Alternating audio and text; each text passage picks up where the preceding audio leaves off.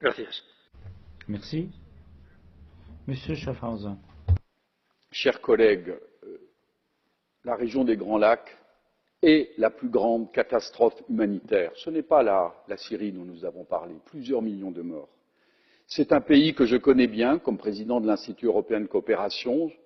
J'ai l'ONG la plus importante, je présidais la ONG la plus importante, et j'ai été placé auprès du vice-président Zaidine Goma, aujourd'hui décédé, un ami qui a combattu pour la transition démocratique et qui représentait l'opposition démocratique lors de la transition démocratique en 2004.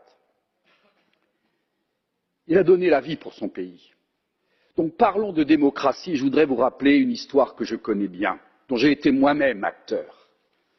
En République démocratique du Congo, l'opération dite des rebelles masquait une invasion organisée par les États-Unis qui utilisait Laurent Désiré Kabila. Pendant qu'il avançait, les envoyés de Clinton signaient des contrats sur les mines, comme les hommes de Biden actuellement en Ukraine. Parlons de démocratie. Laurent Désiré Kabila, stoppé par la France et l'Angola, se rapproche de la France car il estimait que c'était les intérêts de la République démocratique du Congo. Vous, les Belges, et je peux donner des précisions si c'est nécessaire, avec l'autorisation des Américains, vous décidèrent de l'assassiner.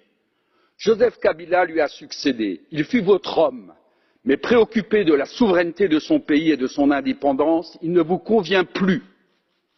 La RDC a besoin de stabilité et non de votre interventionnisme orienté selon des intérêts variables. Toute nouvelle instabilité dans cette zone équivaut à condamner à nouveau à mort des millions de civils. C'est toute l'Afrique subsaharienne qui s'enfoncera dans le chaos si cette région tombe à nouveau dans le chaos.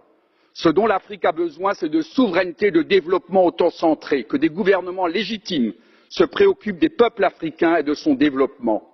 Oui à la démocratie souveraine d'une vaste coalition démocratique avec Joseph Kabila pour l'avenir de cette région où l'interventionnisme occidental a tué de 4 à 5 millions d'Africains de la région des Grands Lacs. Ce dont les Africains ont besoin, c'est d'être maîtres chez eux.